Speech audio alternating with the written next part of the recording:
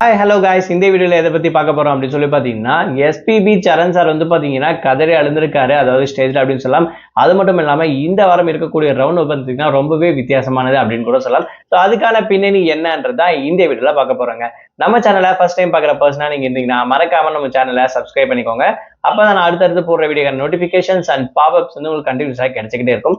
அது மட்டும் இல்லாமல் இந்த வீடியோ பற்றி உங்களுக்கான கருத்துக்கள் ஏதாச்சும் இருந்துச்சுன்னா தாராளமாக நீங்கள் கமெண்ட் பாக்ஸ்லையும் மென்ஷன் பண்ணலாம். ஸோ ஜீ தமிழில் நடந்திருக்கக்கூடிய one of the top reality show அப்படின்னு சொன்னால் சரிகமபா சீசன் 5 சீனியருக்கான லெவல் அப்படின்னு சொல்லக்கூடிய இந்த சிங்கிங் காம்படிஷன் ஷோவும் தாராளமாக சொல்லலாங்க.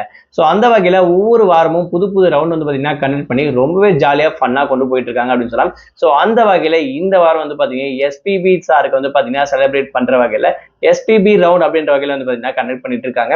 ஸோ இதில் கண்டிப்பாக ஜட்ஜஸ் வந்து பார்த்தீங்கன்னா எஸ்பி சரண் சார் வந்து இருப்பாருன்ற விஷயம் நமக்கு அபியூஸாக தெரிஞ்ச விஷயம் தான்.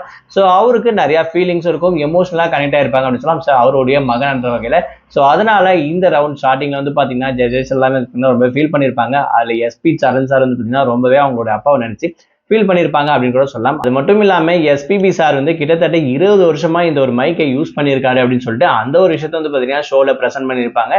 கூட இருக்கக்கூடிய ஜட்ஜஸ், அதாவது விஜய் பிரகாஷ் சார் வந்து பார்த்தீங்கன்னா அந்த மைக்கை தொட்டு பார்க்கணும் அப்படின்னு சொல்லிட்டு அதை தொட்டு பார்த்து கொஞ்சம் எமோஷனாக வந்து பார்த்தீங்கன்னா கனெக்ட் ஆயிருப்பாங்க, ஃபீல் பண்ணியிருப்பாங்க அப்படின்னு சொல்லலாம். கூட இருக்கக்கூடிய கார்த்திக் சார் வந்து பார்த்தீங்கன்னா ரொம்பவே ஆச்சரியமா பார்த்துருப்பாரு அப்படின்னு கூட சொல்லலாம். சுற்றி இருக்கக்கூடிய ஜட்ஜஸ் ஆகட்டும், இல்லை பாட்டு பாடுற போட்டியாளர்கள் ஆகட்டும், எல்லாருக்குமே கொஞ்சம் வியப்பா கிரியேட் பண்ற வகையில தான் வந்து பார்த்தீங்கன்னா அந்த விஷயம் வந்து நடந்திருக்கு அப்படின்ற வகை தான் நமக்கு பார்க்கும்போது தெரிஞ்சு அப்படின்னு சொல்லலாம். ஸோ இதை வச்சே கண்டிப்பா நமக்கு தெரியும் இந்த வாரம் என்ன நடக்க போகுது அப்படின்னா, ஸோ எஸ்பிபி சார் பாடி இருக்கக்கூடிய பாடல்கள்லாம் உள்ள இருக்கக்கூடிய போட்டியாளர்கள் எல்லாருமே பாட போறாங்க.